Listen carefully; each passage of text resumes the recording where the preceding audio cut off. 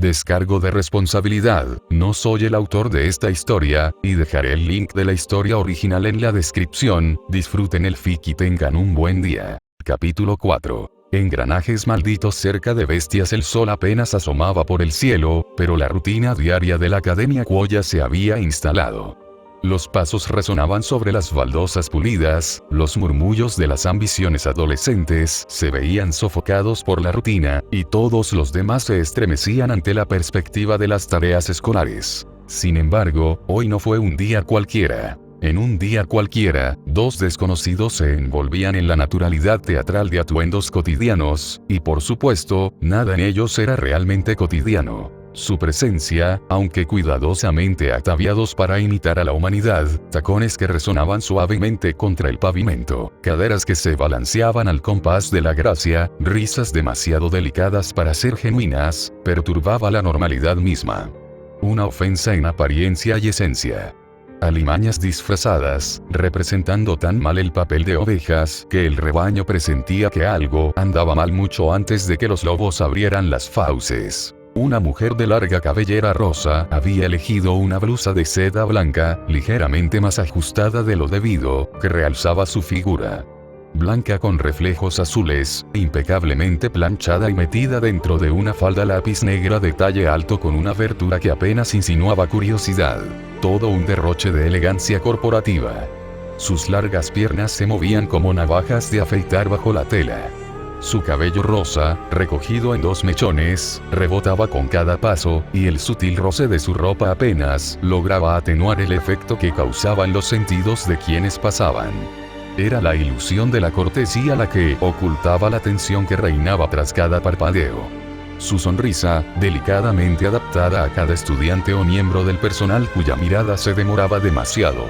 Y vaya si se demoraban, vaya si lo hacían. Los chicos se quedaban callados a mitad de la frase, los profesores tartamudeaban al dar las instrucciones, e incluso las alumnas titubeaban, sin saber si la envidiaban o la temían. Posiblemente ambas cosas. Probablemente ambas. La mujer de cabello oscuro a su lado, en cambio, había optado por una seducción sutil como atuendo para la batalla. Su cabello oscuro, casi violeta, caía tras ella como una cortina de seda, rozando su espalda con cada movimiento de sus esbeltos hombros. El cardigan fluido que se ceñía a sus hombros no revelaba nada, salvo un leve atisbo de su clavícula, pero para ella era suficiente. El cuello, abierto mucho más abajo de lo que la modestia suele permitir, se ceñía a su torso como una segunda piel húmeda, deliberadamente una talla más pequeña para exagerar la curva de su generoso busto, y cada movimiento amenazaba con hacer estallar los botones. Sus pantalones negros eran ajustados. Había optado por no usar tacones, solo zapatos planos, porque cualquier altura adicional la habría convertido en una alucinación viviente. La mujer no caminaba mucho. Cada uno de sus pasos tenía un ritmo que prometía respuestas a preguntas no formuladas, pecados que el espectador ni siquiera había imaginado. Lo peor, la verdadera obscenidad, era que disfrutaba cada segundo. Era su naturaleza, y negarla sería un crimen contra la divinidad que ella misma se había otorgado. Incluso Koyanskaya la miró de reojo al cruzar la puerta principal de la academia, ocultando el desdén tras sus gafas. A este paso nos van a linchar. Ni siquiera es tu nivel habitual de autocontrol. ¿Estás segura de que no intentas que nos expulsen antes incluso de que encontremos al chico? Desde chicos hormonales merodeando cerca de los casilleros de zapatos hasta la señora de la limpieza que pasaba con la fregona en la mano, todos se quedaron boquiabiertos, con las fosas nasales dilatadas y el pulso acelerado por la ilusión de un deseo que ninguna de las dos mujeres correspondía realmente. Un pobre instructor de deportes dejó caer su portapapeles al cruzar el patio, incapaz de articular palabra. 3 chicos de tercer año se quedaron paralizados en mitad de un chiste, uno incluso se tapó la nariz instintivamente por miedo a sangrar por la exposición excesiva. ¿Quiénes son? Creo que son hermanas. Imposible. Quizás ídolos buscando talentos en la escuela. ¿Son siquiera humanos? Yo diría que la del pelo rosa tiene una talla de firme. Fácil. Probablemente 86, quizás una cintura de 56. Olvida eso, la de pelo negro lleva unos misiles. Apuesto a que mide 96, quizás 58 de cintura, y esas caderas, joder. Kiara extendió los dedos con un suave saludo al aire. Una profesora casi tropezó en los escalones. ¿No es precioso, Koyanskaya-san? Estimulante. Esa fragilidad. Esa necesidad. Se les escapa de los ojos incluso cuando no hablan. Este mundo aún no ha tenido suficiente dolor. Eso es todo lo que digo. No recuerdo haberme ofrecido voluntario para este tipo de atención. Dijiste que estábamos observando, no actuando. La observación no requiere represión. A menos que pienses que la seducción no es el camino más rápido hacia el conocimiento, algo que te perdonaría, siendo una criatura con una visión tan funcional de la vida. Koyanskaya se ajustó ligeramente el cuello. La tela era demasiado fina para su gusto. La ropa humana le picaba más de lo que la protegía, y su paciencia con las miradas lascivas se había transformado hacía tiempo en desprecio. La funcionalidad es supervivencia, respondió secamente, aunque su voz tenía una cadencia profesional que dificultaba discernir si estaba aburrida o no. Además, creo que la única razón por la que no trajimos a Kama es porque sus comentarios habrían convertido esto de un reconocimiento en un crimen de guerra público. La idea de que Kama se balanceara por los pasillos, burlándose alegremente de todos los chicos hormonales, y de algunas chicas, hasta que la mitad del alumnado intentara autolesionarse solo para sobrellevar la situación, les produjo una pizca de diversión a ambos. Koyanskaya resopló entre dientes, revisando su teléfono. Solo una pantalla para fingir que miraba mientras catalogaba cada cámara de vigilancia callejera, cada sello mágico y cada mecanismo de defensa que los diablos habían intentado ocultar, sin éxito. Su papel no era entretener ni deleitarse, era observar, infiltrarse y sobrevivir. Y, llegado el caso, huir. Porque si Kiara se ponía seria, Koyanskaya no se arrojaría las llamas a su lado. Dejaría que la mujer ardiera, por muy hermosa que fuera la pira.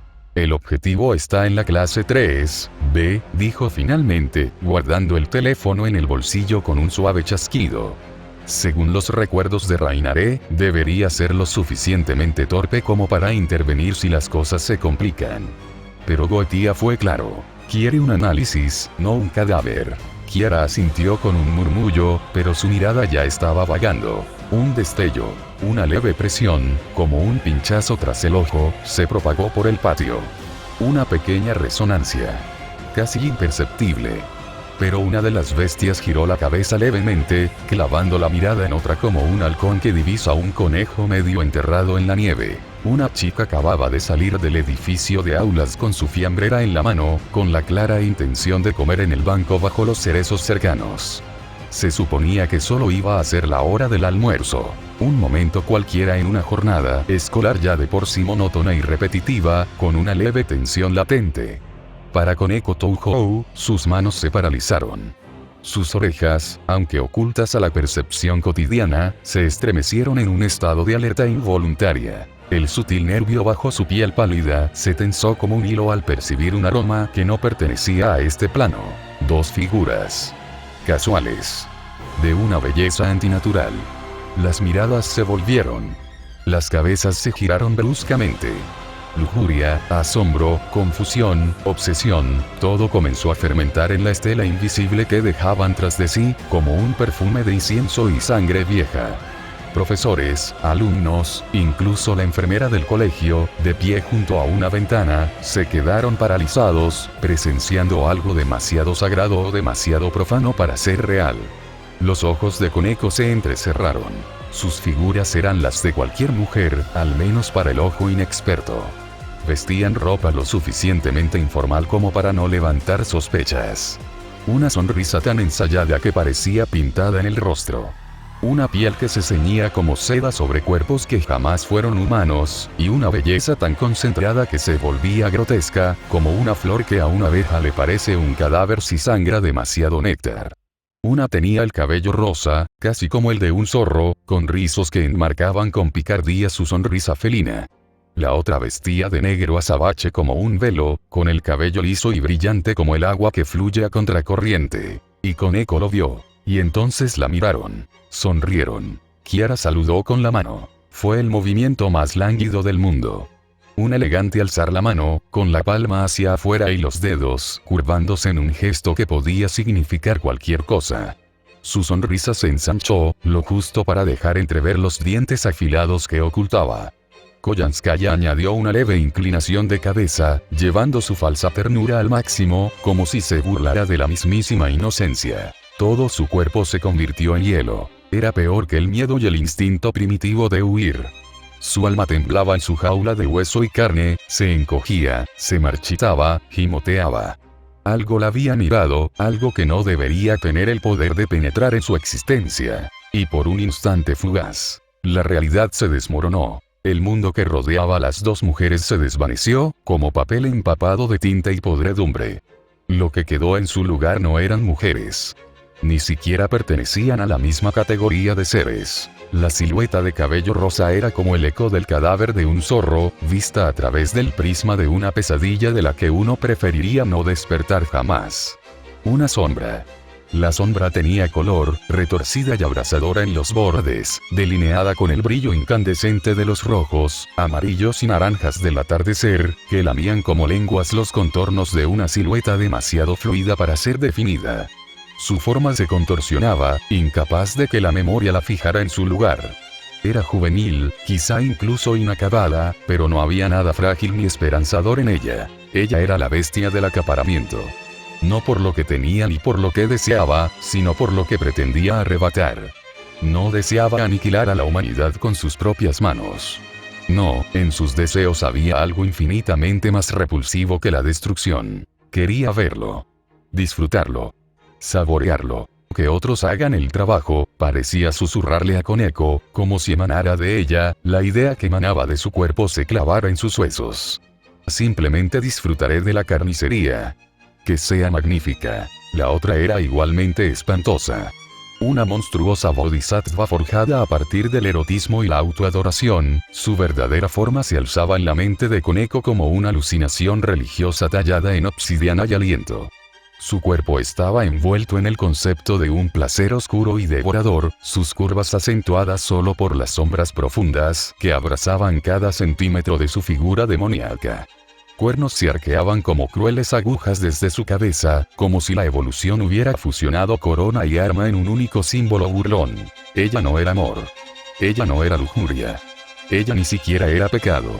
Ella era la respuesta definitiva para aquellos que se ahogaban en sus propias reflexiones y las llamaban iluminación. Deseo. Ese era su nombre. Una criatura que hablaba de moral siempre y cuando la alabaran. Que glorificaba la santidad de la vida siempre y cuando la centrara en ella. Rescataría al mundo si eso significaba que el mundo la adoraría aún más después. Una santa construida sobre el pecado del narcisismo absoluto. Su sonrisa no era de calidez ni amabilidad.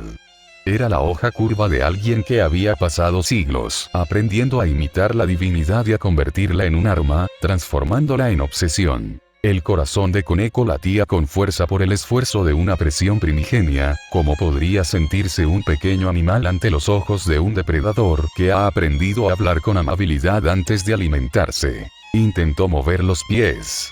Nada. Tenía las piernas entumecidas. Los dedos le temblaban como hojas secas atrapadas en una brisa de estática psíquica. Su cola, por suerte oculta, se erizó. Ahora pasaban junto a ella. Sus tacones resonaban suavemente. El mundo volvió a su cauce. Solo dos mujeres. Sonriendo. Riendo. Susurraban entre sí, tan bajo que apenas se oían.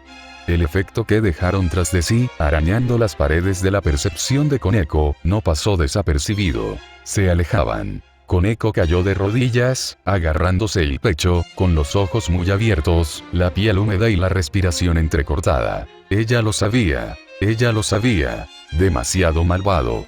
Más allá de lo demoníaco. Algo que, según ella, haría que incluso el inframundo se estremeciera como un cuerpo vivo ante una herida supurante. Algo que existía fuera de toda misericordia, más allá de la justicia e infinitamente más allá de la cordura. El zorro y la monja siguieron caminando, con su destino aún por delante. Koyanskaya habló. La pequeña Nekomata nos reconoce. Y, por supuesto, va a chillar. ¡Qué lealtad! Será interesante ver quién muere primero intentando proteger este lugar. Kiara sonrió sin mirar atrás, mientras seguía caminando. Que vengan. Al fin y al cabo, un escenario no es nada sin sus actores. Ninguno de los dos volvió a mirar atrás. El cronómetro ya estaba en marcha. Su corazón latía con fuerza. Sus pies se movían, aunque no sentía el suelo al pisarlos. Sus pasos no dejaban rastro de sonido perceptible. El espacio entre el patio y la residencia abandonada que albergaba el club de investigación oculta parecía de repente distorsionado, como si cada respiración no fuera oxígeno, sino un mero recuerdo de ella, siendo arrastrada cada vez más al abismo sin salida que se abría ante sus ojos. Sus dedos se aferraron al pomo de la puerta del club de investigación oculta con una fuerza desesperada. ¿Acaso ese era el último vínculo con algo que aún era real, aún humano, aún explicable? No podía dejar de verlos. Cuanto más intentaba recordar los detalles, más se desdibujaban, se extendían, se condensaban y se multiplicaban en una crudeza informe que le revolvía el estómago. Cada imagen de sus rostros, una vez procesada, se sentía como si se la grabaran a fuego en la mente con algo afilado, grabado para siempre. Sus sonrisas estaban esculpidas tras sus párpados. Sus voces, aunque apenas un susurro, resonaban ahora con más fuerza que cualquier grito de ira que hubiera oído jamás. La puerta se abrió con un crujido. La cálida luz de la sala del club la inundó. El aroma a té recién hecho, a velas perfumadas, el tenue olor metálico de los residuos mágicos. Conocía esa habitación desde que conocía a Rías. Había entrenado allí. Había meditado allí.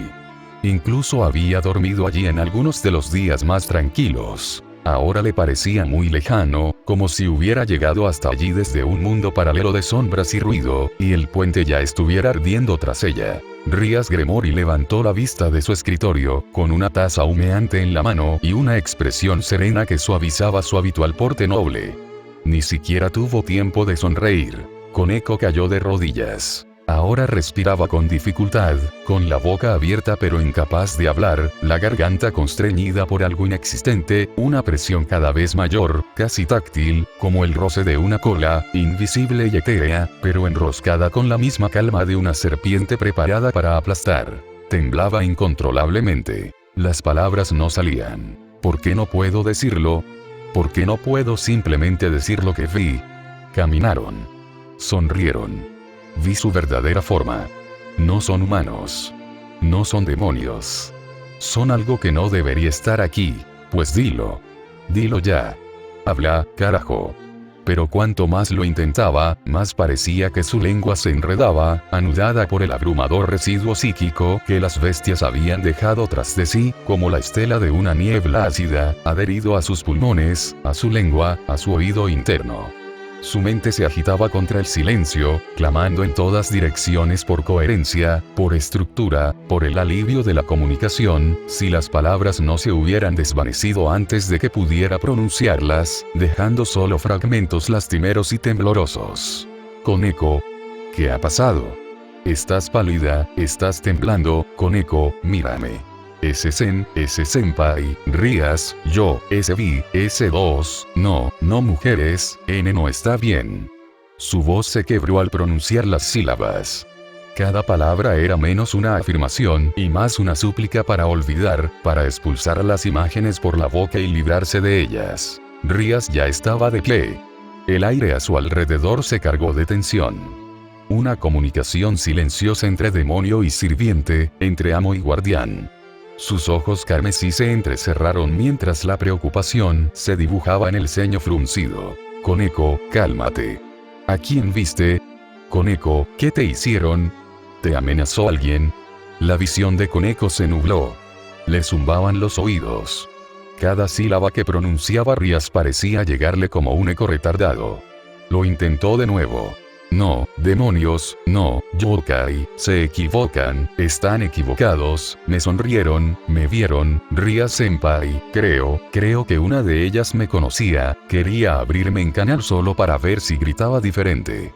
Su voz se quebró, sus ojos se abrieron desmesuradamente mientras la sensación de la cola de un zorro recorría su columna vertebral, subía por su cuello y finalmente se apretaba en su garganta.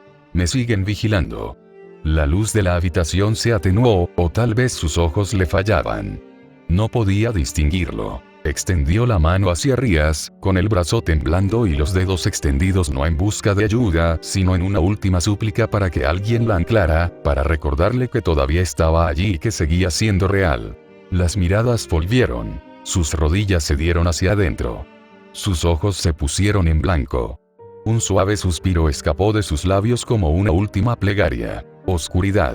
Su cuerpo cayó inerte sobre el suelo de madera. Rías la atrapó justo antes de que su cabeza pudiera golpearla. Y durante un largo rato, la sala del club quedó en absoluto silencio.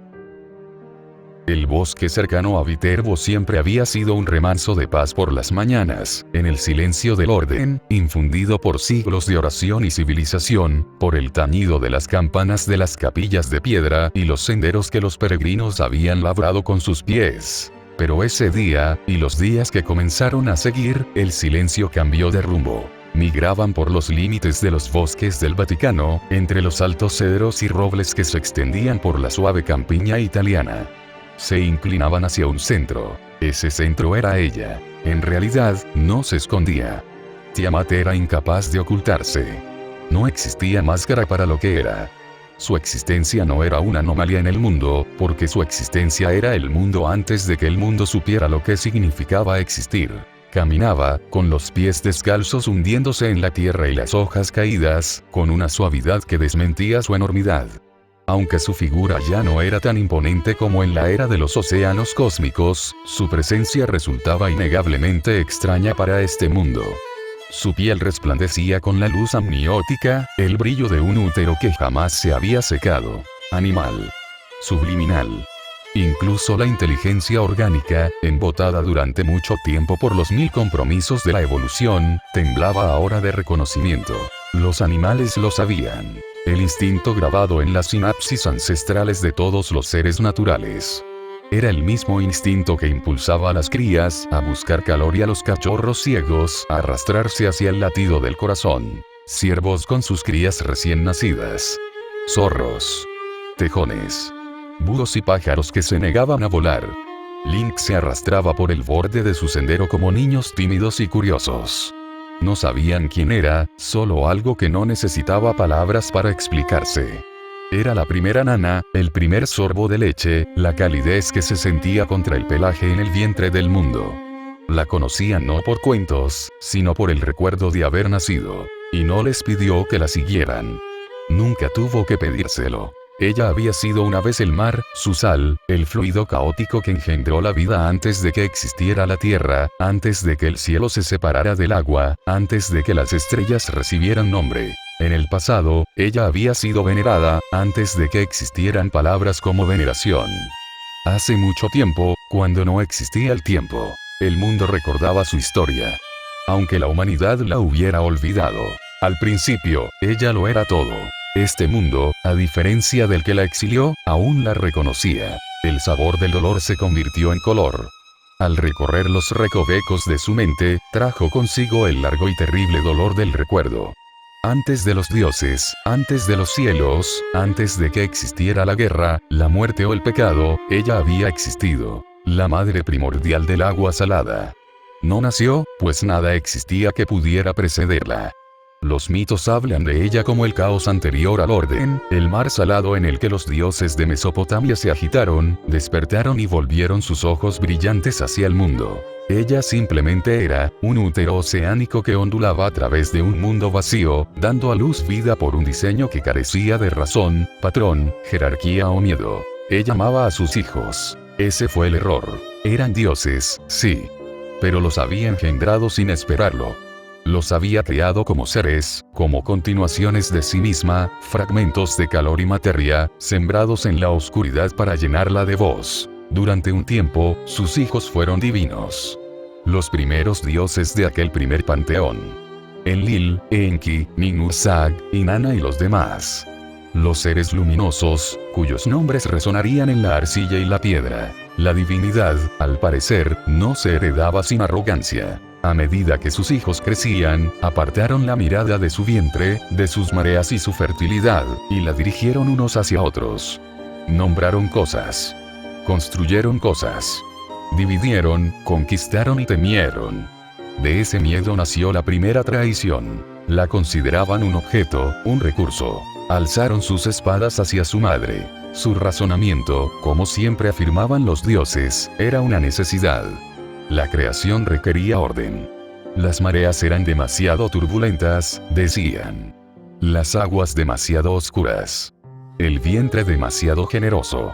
Si el mundo iba a ser suyo, debía ser esculpido a partir de algo que ya no tenía vida. Lo que le destrozó el corazón fue cuando le dijeron que había cumplido con su deber, que un útero, una vez terminado, debía desecharse para preservar la estructura de lo que vendría.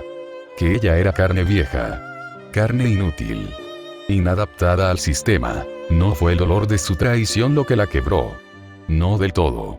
Fue el miedo en sus ojos. El asco, la valoración, la forma en que habían acordado tácitamente que ella debía morir. Así, de su dolor, de su locura, de su pena retorcida como de la tormenta que sacudía su vientre, dio a luz nuevos hijos, la sensación de la profunda desesperación biológica que solo una madre puede conocer cuando sus hijos levantan las manos con odio. Su vientre rechazó a los dioses que una vez se habían alimentado de él. Y así nacieron monstruos. Bestias mágicas, seres aberrantes moldeados por el dolor para protegerla de los dioses a quienes una vez amó. Apsu ya había muerto. Su consorte, su equilibrio. Cuando los hijos divinos marcharon sobre ella con espada y ley, sus nuevos descendientes surgieron para enfrentarlos. 11, porque el número parecía el adecuado. La creación debía ser defensa, reacción, el grito del nacimiento frente al silencio. Nacieron de la pérdida y de la justicia, aunque retorcida e inescrutable en su lógica maternal. Dragones, serpientes, quimeras de carne de pesadilla.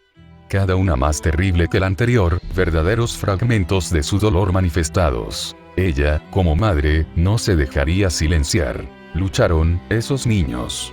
Cómo rugieron, chillaron, volaron, se deslizaron y destrozaron templos en su nombre. Pero a ojos del mundo, nacieron muertos. Abominaciones. Monstruos. Y murieron por ella. Pero al final, no cambió nada. Uno a uno, sus hijos fueron destrozados. Luego vino el desgarro. Marduk y sus hermanos la partieron en dos. Una mitad de su cuerpo se elevó hacia el cielo, endureciéndose. La otra mitad fue aplastada contra la corteza terrestre. De sus pulmones surgieron las islas. De su columna vertebral formaron la tierra. De sus ojos sembraron los ríos. Su caja torácica se convirtió en el firmamento del cielo. La destriparon. Y lo llamaron Génesis. De esa mutilación y en su sangre, se inauguró y nació el mundo del hombre en el matricidio. Todo a raíz del asesinato de la madre. Aún ahora, le oprimía el pecho.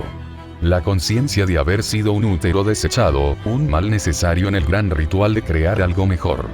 En los mitos sumerios, su nombre perduró tan malvado como el caos. En verdad, ella fue el origen del diseño. Creó vida con pasión. Creó sin pedir permiso. Y eso, para el mundo de los hombres, era pecado. Desde ese momento, dejó de ser una diosa. Se convirtió en el monstruo mítico olvidado. Desterrada al exilio, su esencia quedó atrapada en el espacio de los números imaginarios del reverso del mundo, un lugar que trasciende incluso las líneas temporales paralelas, un mar de vacío innecesario para el orden actual de la vida inteligente. Era ausencia. Un falso cero. La vida había seguido su curso. La naturaleza se había estabilizado. Los dioses se habían vuelto arrogantes y expertos en sus reinos. Ya no había lugar para aquel que una vez diseñó la vida al azar. Allí, en la fría y absoluta oscuridad, esperó. Eones transcurrieron en silencio, hasta que llegó Chaldea. Hasta que un único maestro humano, demasiado joven para cargar con la historia y demasiado vulnerable para temer al fracaso, la miró a los ojos y decidió declarar la decisión de la humanidad de abandonarla. Y mientras aquel que la había reconocido regresaba a su mundo, Tiamat quedaba una vez más atrás, sepultada en un vacío abstracto, una madre sin hijos, en un mundo que no necesitaba madres. Así era el mundo de los números imaginarios. Así que durmió y esperó. Hasta que un día, volvió a despertar, en algún punto intermedio. Había otras como ella, las 9 reunidas. Otros que también habían sido considerados obstáculos para el viaje humano. Otros que también fueron desechados y tildados de bestias. Sus voces sonaban más frías. Ni siquiera ellos podían ocultar el ardor en sus almas, el odio individual hacia un mundo que traicionó a su padre y el deseo de rehacerlo sin las mentiras de la historia. A algunos no los consideraba sus hijos. A otros, los aceptaba. Pero ella la siguió de todos modos. Ahora aquí, en esta tierra de cruces y mármol tallado, ella caminaba en busca de reconocimiento. Los animales seguían siguiéndolos. Ahora eran más. Lobos. Cuervos. Incluso serpientes, con sus vientres pegados a las piedras en un lento y reverente recogimiento. Fue a la vez culto y reconocimiento. En algún lugar del cielo, un buitre sobrevolaba en círculos. Sus ojos brillaron. Tiamat parpadeó. Una vibración le recorrió la columna lumbar. Una señal. Goetia solicitaba un informe. Parpadeó lentamente. La orden le llegó, pero la comprensión tardó más. Los adoquines del territorio vaticano tenían una frialdad que se quedaba bajo sus patas, y aunque el sol ya había comenzado a ocultarse tras el borde de las torres de la basílica, el calor de la tierra misma permanecía. La atmósfera estaba impregnada de una fe densa, como una bruma invisible de incienso y sangre con vetas de hierro, que el dogma y la guerra habían empapado cada ladrillo y brizna de hierba. Un poder sagrado se cernía sobre la ciudad como una soga ceremonial. Fou gruñó para sí mismo mientras saltaba desde el borde de un contrafuerte y desaparecía entre los árboles. Su pelaje se erizó brevemente al abandonar el área sagrada. Sus nervios agradecieron librarse del sofocante pulso de ese ideal humano opresivo que es la creencia absoluta. Hubo tiempos en el viejo mundo en que no habría tenido que arrastrarse, escabullirse y merodear como un roedor gigante. Tiempos en que su sola presencia habría derretido las puertas de una iglesia, en que el aliento de su especie distorsionaba los conceptos de pecado y pureza, convirtiéndolos en meras manchas sin sentido sobre el lienzo de la ley inmutable de Gaia. El mundo se hacía más pequeño, y su cuerpo también. Ya lo había aceptado. Su propia divinidad se replegaba sobre sí misma como un león dormido en el cuerpo de un conejo. Un león, sí. Pero dormido.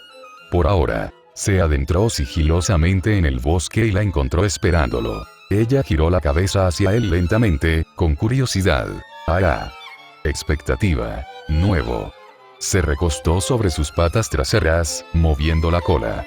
Fou murmuró, sacudiéndose antes de continuar con el tipo de procesamiento mental complejo que solo una criatura como él podía mantener sin palabras. Sí, los había visto. No solo humanos. Había practicantes habituales de la fe, por supuesto, sacerdotes, monjas y paladines en formación. Pero algunos destacaban. En concreto, los guerreros. Aquellos que no eran meros guardianes de la religión, sino su arma secreta. Exorcistas. El término le resultaba familiar. Había visto a otros como él en su antiguo mundo. Portadores de las escrituras, reliquias y verdades fragmentadas, todo ello condicionado por las limitaciones humanas. En la era de los hombres, muchos eran cobardes desesperados, armados con acero revestido de divinidad y con más miedo que convicción. Si bien lo mismo podría decirse aquí, la diferencia notable era que estos, en este Vaticano, parecían menos estables. Solo unos pocos estaban cualificados para ser exorcistas, mientras que muchos más se habían formado en su mundo. Eran más rudimentarios y jóvenes, quizá. Aún fascinados por la idea de la luz como arma, aún bañándose en una divinidad prestada como si fuera perfume, sin darse cuenta de que, en manos de los dioses, la luz no purifica. Aniquila. Mientras tanto, la otra iglesia, esos eran perros criados por la iglesia. Uno de ellos captó su atención. Una chica. De pelo azul. Joven en el sentido en que los mortales siempre lo son, pero con una seguridad en sus movimientos que delataba un entrenamiento brutal y repetitivo. Incluso desde el borde del tejado, había percibido el aroma a metal divino. Su presencia era como ver a una niña caminar junto a un caballo salvaje dormido, fingiendo que ya lo había domado. Una cierta espada sagrada a su espalda. La espada inigualable, sin duda, exudaba calor y una pureza impulsiva capaz de arrasar una colina si se desenvainaba incorrectamente. Incluso sellada, su canto sagrado resonaba en su columna vertebral con cada respiración. Estaba atada a ella como un lobo a su jaula, mordiendo la correa incluso mientras se dejaba sujetar. Soltó una risita para sí mismo. Fou. En verdad, incluso en ese estado de debilidad, Durandal no significaba nada para él. Podría haberlo roto como si fuera madera vieja si hubiera querido, en el momento en que recuperó su forma. Después de todo, la bestia de la comparación no fue creada para respetar los mitos de los hombres. Sin embargo, no era el arma lo que le divertía, era la propia usuaria. Una humana, apenas un adolescente, cargaba con el peso de una de las espadas más salvajes de la mitología humana, no por orgullo, sino por deber. A pesar de la inmensa resistencia de aquella espada a ser empuñada por cualquiera, logró cargarla. No la doblegó. Al menos, todavía no. ¡Qué gracioso! ¡Qué profundamente humano! La mujer a su lado emanaba experiencia. De lo sagrado, llevado con soltura. Curvada en todos los sentidos innecesarios, pero profundamente apreciados. Su presencia era como un soporte, que aferraba el peligro, la tradición y una fuerza silenciosa bajo su andar suave y maduro. Sí, iba vestida de monja, pero lo que había debajo, incluso a través de la tela que cubría su modesto atuendo, él podía percibirlo. Un cuerpo maduro. Una bien esculpida. Su cola se movió. Nuevo. Dejó que sus pensamientos se arremolinaran por un instante. Solo un instante. La había mirado más tiempo del debido. La larga y ondeante túnica no podía ocultar la curva de su pecho y su presencia era tan sutil como un vino añejo. Todo era culpa de ese bastardo.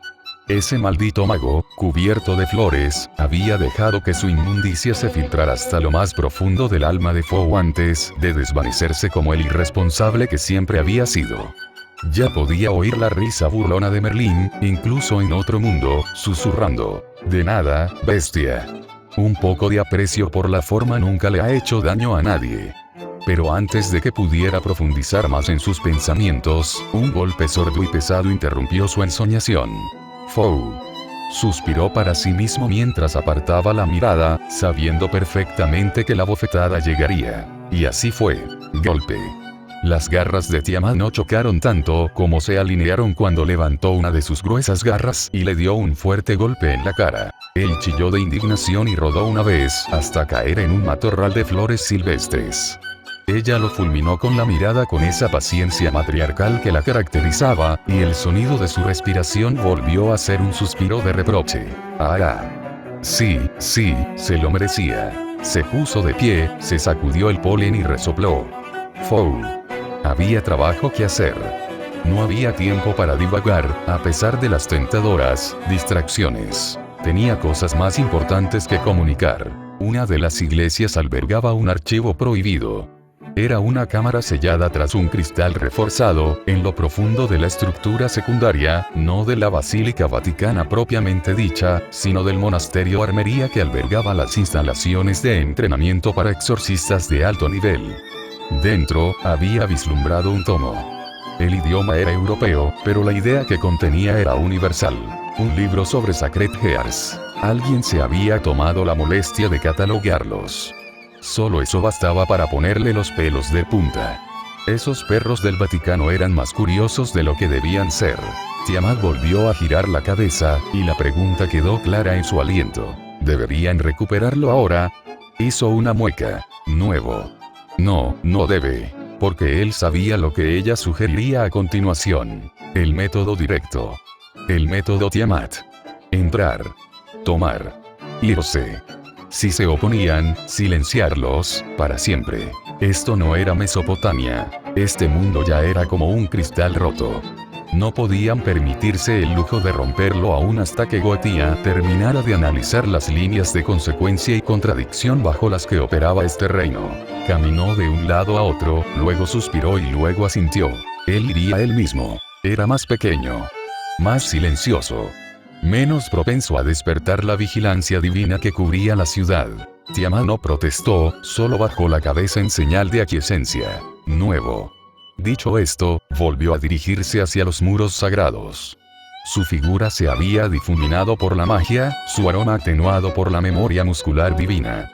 Lo que buscaba no era la destrucción, Solo un libro. Sin embargo, la última vez que las bestias de la humanidad se limitaron a leer un libro, un continente desapareció bajo las olas. En fin, el libro era sorprendentemente ligero para algo encuadernado con décadas de uso sagrado y polvo. Fow lo sujetó con fuerza entre los dientes mientras saltaba junto a un desprevenido niño del coro, se deslizaba bajo un largo banco entre el humo del incienso y abría una puerta lateral con la delicadeza de un gato que se mueve sigilosamente por la guarida de un lobo. Y ahí habría terminado todo. Debería haber sido el final. Pero claro, el mundo no era así de amable. Hacer clic. ¿Por qué sonó como un detonante? El sonido provenía del pasillo trasero, un círculo rúnico oculto en el suelo de mosaico. Un encantamiento destinado a detectar la profanación o perturbación del ser sagrado. No por un demonio. Esas son intrusiones previsibles, anticipadas y repelidas. Sino por algo más extraño, algo que no es ni espíritu ni hombre, no sujeto a la ley sagrada ni corrompido por el pecado. Algo, Fow. Ese algo lo había activado sin querer, y ahora los mecanismos de vigilancia se ponían en marcha. Toda la estructura vibraba como si el corazón del Vaticano mismo se hubiera detenido y luego hubiera retomado el ritmo a galope. La luz de las velas resplandecía azul. Una inscripción iluminaba los arcos. Muy arriba, las campanas comenzaron a repicar, y fue entonces cuando Fow se dio cuenta de que había metido la pata. Profundamente. Nuevo. Murmuró con voz monótona, moviendo la cola una vez en un gesto de exasperación resignada. Ya no intentó ser sigiloso. Aquello hacía tiempo que había zarpado y ardido en el mar. En cambio, salió disparado en línea recta por el corredor de mármol como un conejo que huye del juicio, con el tomo robado rebotando salvajemente en su boca y la lengua pegada a los sellos grabados en su encuadernación. Saltó por encima de una escalera de caracol, atravesó una vidriera no demasiado alta como para matar, pero sí lo suficiente como para asustar a algunas palomas que estaban posadas afuera. Cayó al suelo con un golpe sordo y comenzó lo que ahora era una carrera de pánico oficialmente sancionada. Pensarán que era algún conocido cualquiera. Eso fue lo que Fow se dijo mientras el viento le azotaba el pelaje y sus garras apenas rozaban los adoquines del patio norte. Algo así como un elemental travieso, quizá una bestia invocada que se descontroló, o incluso un espíritu salvaje que se coló por casualidad mientras olfateaba el líquen divino. Sí, es plausible. Esa es precisamente la clase de conclusión ridícula a la que el Vaticano suele llegar cuando ve a alguien como yo. Siempre y cuando no haga nada sospechoso como, por ejemplo, huir con información clasificada antigua robada de sus archivos internos. Sigo sosteniendo que el pasaje del Antiguo Testamento presenta el argumento más sólido a favor de la disciplina divina. Resonó con firmeza una voz casi teatral, propia de una joven que intentaba eruditas. Ah, es la chica del pelo azul. Piensas eso solo porque no entiendes las implicaciones del nuevo pacto. La misericordia de Dios es la plenitud, no el reemplazo, de la justicia. Ese tono era más ligero, más cálido, con menos certeza y más esperanza sincera. Persona desconocida e insignificante. Sus pensamientos fueron interrumpidos por voces que provenían justo fuera del patio exterior. Las sorprendió en plena discusión al borde del santuario exterior de la iglesia, ambas sentadas en un banco bajo la escultura de San Gabriel matando a la serpiente. La de pelo azul se inclinaba hacia adelante, gesticulando con las manos. La otra chica, rubia y con una sonrisa que reflejaba cierta exasperación, sostenía una pequeña Biblia anotada en su regazo, balanceando las piernas suavemente como una niña en el recreo. Fow no aminoró el paso. No podía. Ya había cometido el error de suponer que hoy sería un día sencillo. Lo vieron enseguida. Una mancha blanca cruzó el sendero del jardín a toda velocidad, con las orejas erguidas y los ojos muy abiertos, y un tomo muy obvio metido en la boca, como si fuera un juguete para masticar particularmente sacrílego. Irina parpadeó primero. ¿Es un familiar? Las palabras de Zenobia eran una pregunta, aunque su mente tardó en reconocerlo. Lleva algo dentro. De dentro, un experimento de invocación que salió mal. Huele a maná. Mucho maná. No está relacionado con la iglesia. No es una invocación local. Ojalá. Fou, en un raro alarde de humildad, mezclado con pura desesperación animal, permitió que la concentración mágica que se acumulaba en su pelaje se condensara en una liberación instantánea.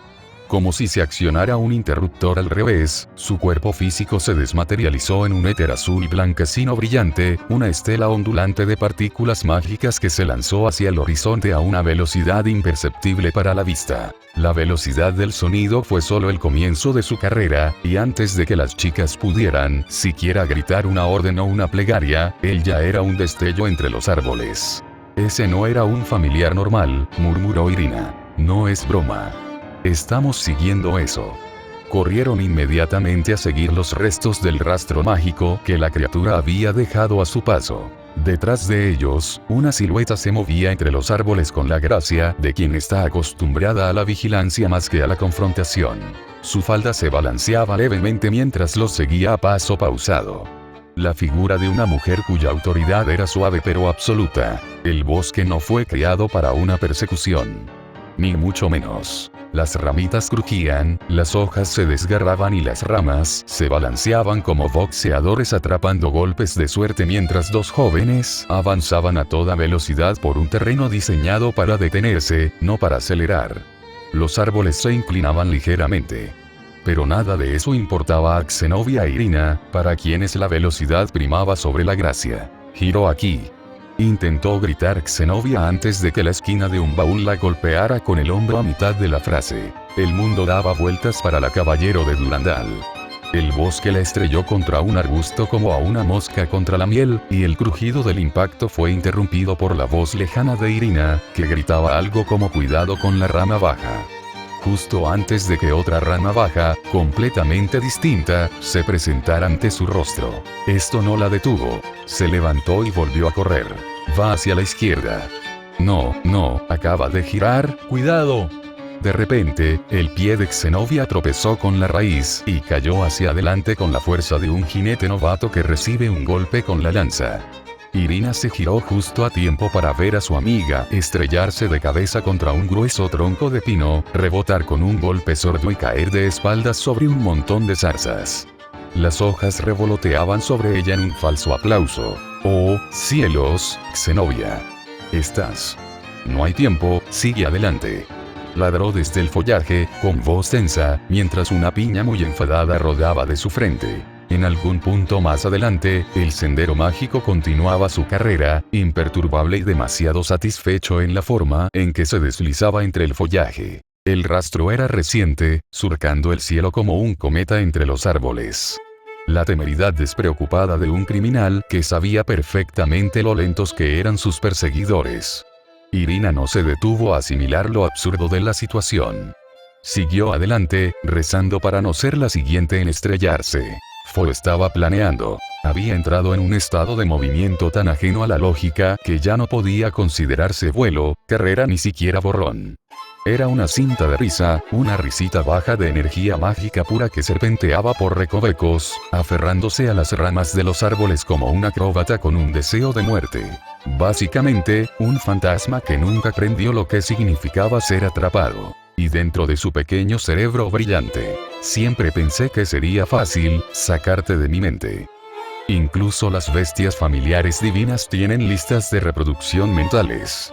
Una canción pegadiza, irritante y demasiado memorable que había escuchado una vez en un rincón remoto de Avalon, en una caja de sonido medio rota que Merlin le robó a un mago errante cualquiera que afirmaba que esto era lo más de moda en tu mundo. Dutch Melrose, al parecer, no le había importado mucho la primera vez que la escuchó. Aún así, la letra se le había grabado a fuego. Recordó haber escuchado esto de nuevo y la forma en que Kama se había burlado de la canción, y Angra golpeó el suelo con el cle. Creo que he encontrado una nueva adicción, y me sienta de maravilla. Fou. Placer indulgente.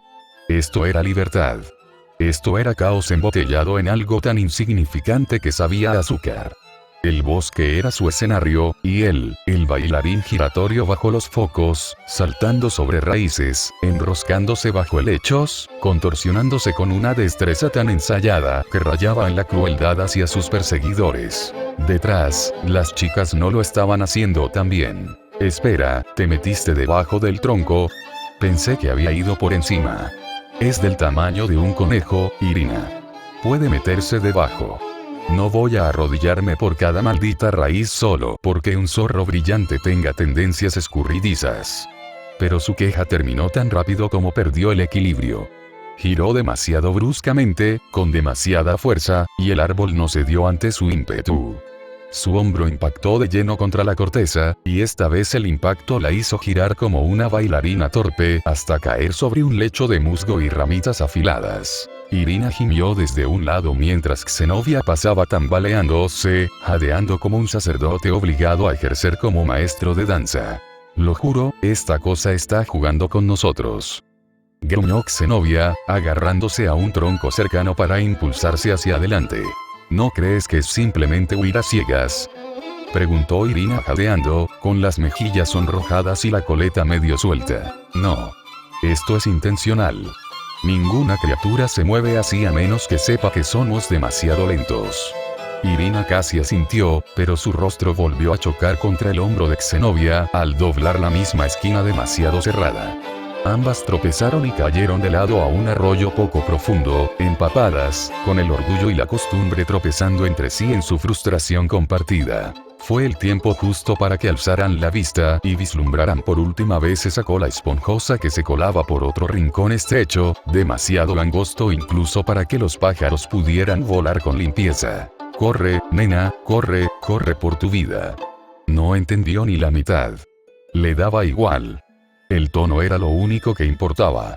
Era un grito de guerra absurdo, un ritmo que hacía que hasta los dioses se sintieran como ladronzuelos eufóricos. Te arrancaré el corazón, siempre será mío. Sus patas emitían ráfagas de sonido mientras rebotaba en una rama como una pelota con resorte, daba volteretas en el aire y se zambullía en un claro lleno de rocío. La canción continuaba en su cráneo, acompañada por las maldiciones desesperadas de muchachas santas empapadas que aprendían humildad árbol por árbol. Corre, nena, corre, corre por tu vida. Ya estaba cerca del límite. El aroma de una feminidad ancestral se hizo más intenso. Proveniente de relatos de dragones y madres más antiguos que la propia humanidad, estaba a punto de llegar. Ella estaría esperando. Su paciencia era inagotable y su tolerancia a sus payasadas, si no infinita, al menos enorme.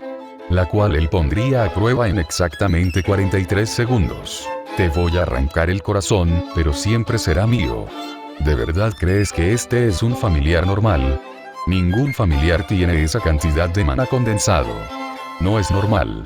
Esa cosa debe estar ocultando algo. Entonces no deberíamos perseguirlos solos, ¿verdad? Ya es demasiado tarde para dar marcha atrás. ¿Por qué le damos tanta importancia a esto? Es adorable. Es decir, si las cosas adorables pueden robar libros, entonces técnicamente yo también. No creo que deba ser condenada por llevar hostias de la comunión de más al seminario.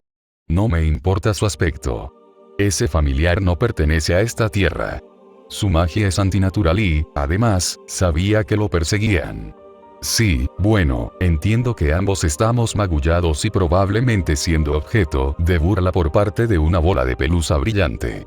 Habían recuperado el aliento, o tal vez la rabia los impulsaba ahora. En cualquier caso, llegarían pronto. Fou sonrió. Luego se echó a reír. Nuevo. Dejó caer al claro a cuatro patas. Su forma energética se disolvió como niebla que vuelve a respirar, y su cuerpo se transformó de aire a pelaje con un instintivo y fluido cambio de forma. Sus patas se hundieron suavemente en la tierra húmeda mientras su cola se enroscaba en alto tras él. El libro seguía firmemente sujeto en su boca. Era pesado. A Fou le daba igual. Era algo brillante. Pertenecía a algo importante, por lo tanto tenía valor, por lo tanto, debía tenerlo. Así lo habría dicho Merlín, si aún estuviera allí para susurrar esas estúpidas palabras tras una sonrisa fingida y el constante aroma a flores que no existían en la realidad.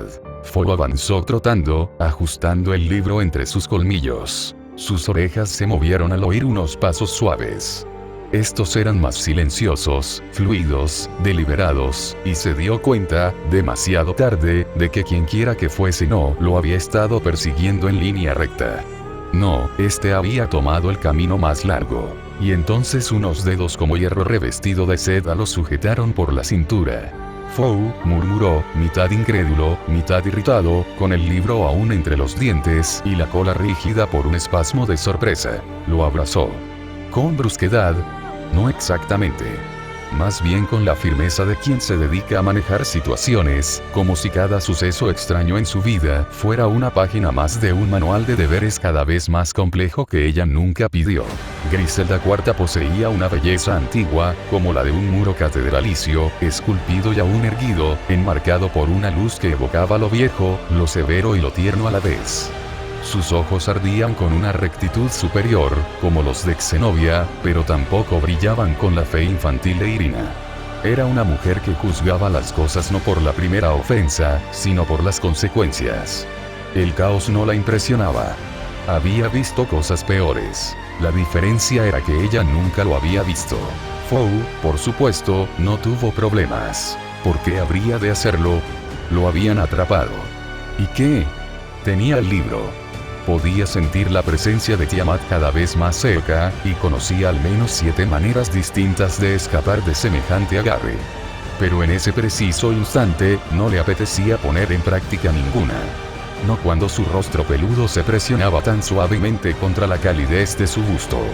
No cuando sus curvas, que el estúpido bastardo Flor de Avalon habría llamado proporciones de madre, se apretaban con tanta elegancia contra su mejilla y pecho esponjosos. No cuando su piel olía a un perfume suave y neutro, y al tenue aroma a hierro de un exorcista que se bañaba a menudo, pero que luchaba aún más. Su nariz se contrajo. Su mente se aplanó en un largo suspiro. Merlín, maldito recolector de flores impío. De verdad que me has arruinado. Ella estaba hablando. Su voz era baja y autoritaria. En realidad no perteneces a ninguna especie que reconozca, murmuró. Pequeño, vagamente parecido a un mamífero. Sin alas. Cuadrúpedo. Tu firma mágica es impredecible.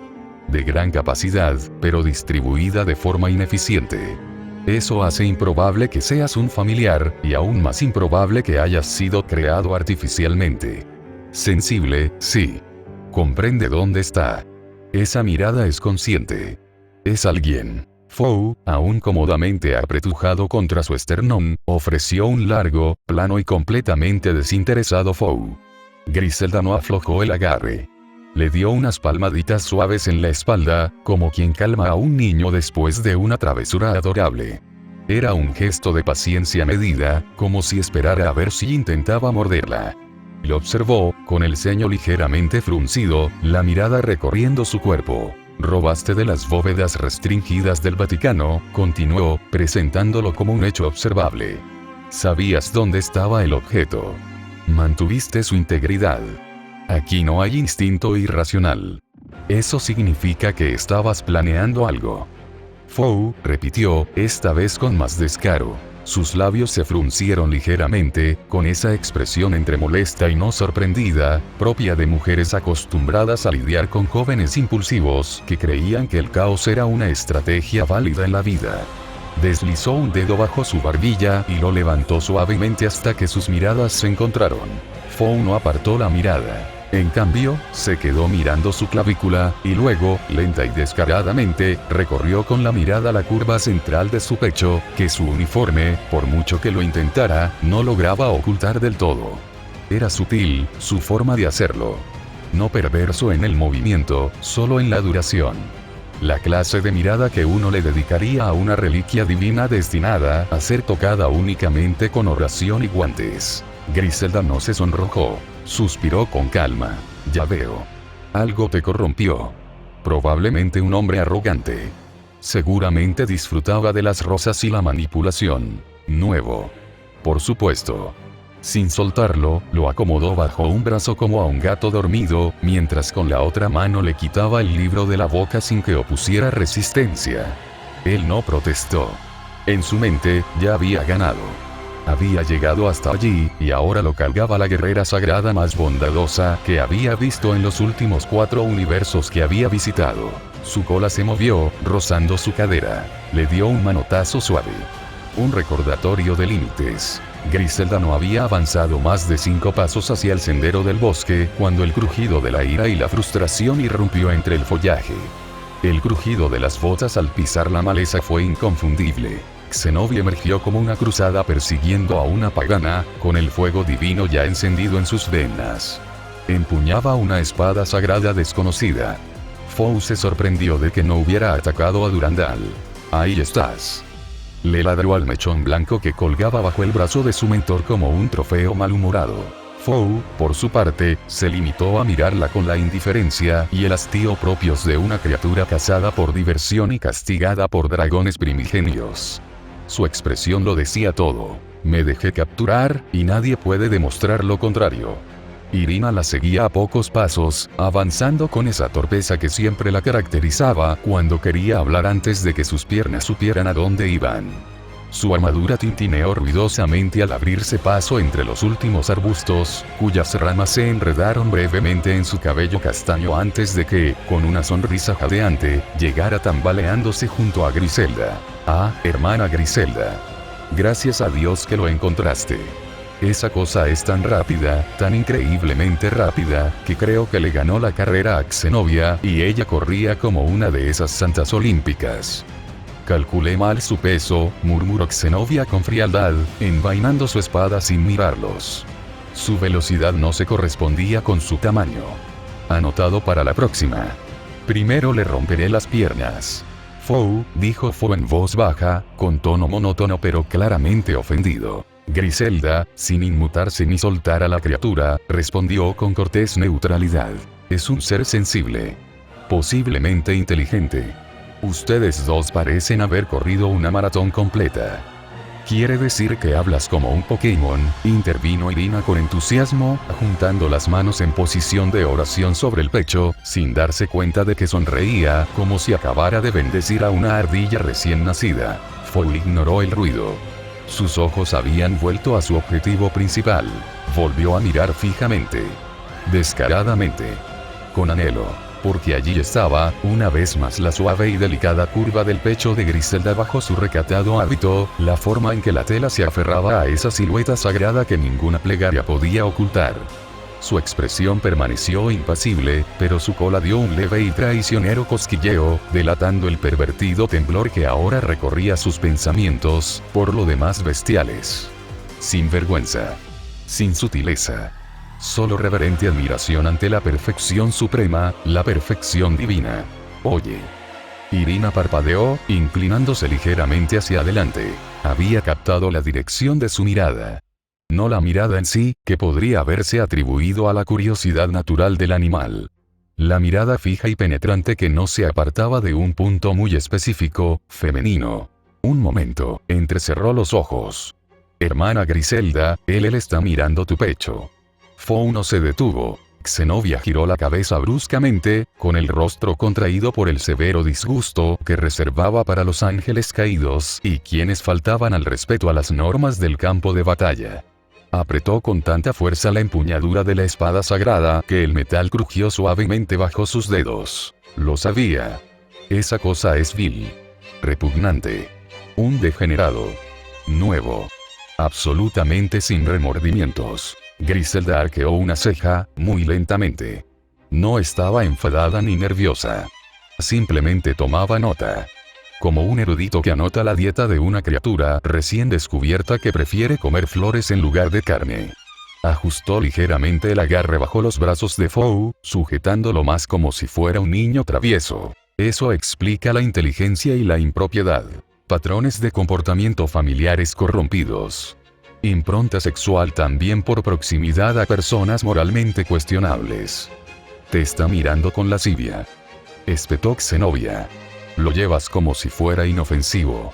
Si fuera realmente peligroso, ya habría huido. O al menos habría mordido a alguien». Irina giró la cabeza hacia un lado. «¿Por qué haría algo así? Quiero decir, ¿acaso la lujuria no es un pecado?» «Ah». Un único zumbido bajo y susurrante, pero inconfundiblemente femenino en su origen, rico en una suavidad que recorría la columna vertebral como un sueño recordado justo antes de despertar. Fou se quedó paralizado. Hubo un segundo singular e inmóvil en el que su cola se puso rígida y cada músculo de su espalda se contrajo como si una mano invisible hubiera apretado repentinamente toda su alma desde atrás. Fou chilló. Porque aquel sonido era Tiamat, que lo había visto a él y aquel perverso instante. Y si algo sabía de la madre de los monstruos, era que sus castigos rara vez eran ruidosos y siempre exhaustivos. Sobre todo cuando se trataba de reprimir los instintos errantes de su hijo. Los tres exorcistas se giraron al unísono. Detrás de ellos, donde antes solo había un claro vacío, ahora estaba de pie una mujer. No se trata simplemente de una mujer. Ella siempre había estado ahí y el mundo apenas ahora se había acordado de mostrárselo. Zenobia e Irina jadearon. Griselda se giró lentamente, abriendo los ojos apenas un poco. Ese pequeño atisbo de sorpresa fue lo más cerca que estuvo jamás de sentirla. No medía quizás más de 1,60 metros, pero su cuerpo no era pequeño. Sus curvas contrastaban con su modesta estatura, y cada centímetro de su cuerpo se mantenía con una intensidad serena. Su piel era impecable, pálida, con un brillo alabastrino que recordaba la luz de la luna pura o a la fina y fría superficie de un cáliz de plata. Su cabello caía en cascada en un suspiro azul que se desvanecía en un blanco dorado escarchado, peinado en dos elegantes trenzas que la envolvían como ataduras ceremoniales. Sus orejas eran puntiagudas, ligeramente curvadas como las de una elfa de noble cuna de algún Edén lejano. Pero fueron sus cuernos los que paralizaron el pensamiento. Curvados como los de un carnero, tallados en espiral y simétricos, la coronaban como símbolos de un dios que antaño caminó sobre tierras anteriores al pecado. Sus ojos rosados brillaban como gemas, con pupilas de estrellas ahogadas en el fondo de un mar profundo, infinito y totalmente inhumano. Su cuerpo estaba prácticamente desnudo, sin tela, sin armadura, ni siquiera pudor. Solo unas arcanas franjas de marcas oscuras y fragmentadas recorrían su cuerpo, quebradas en trazos verticales que enmarcaban su piel y acentuaban mucho más de lo que ocultaban. Una fina y oscura braguita apenas cubría su pelvis e ingle. Su inmenso, redondo e increíblemente generoso escote estaba apenas disimulado por un manto de plumas de aspecto ceremonial. Su pelvis, abdomen, caderas y muslos estaban prácticamente al descubierto, salvo por una mínima prenda que insinuaba pudor sin lograrlo en absoluto. Ninguno de ellos habló. Nadie pudo. Fou ya estaba escondido detrás de las piernas de Griselda, asomándose por un lado de su hábito, con las orejas pegadas a la cabeza, los ojos muy abiertos y gimoteando. Nuevo. Tiamat parpadeó una vez. Su expresión era indescifrable.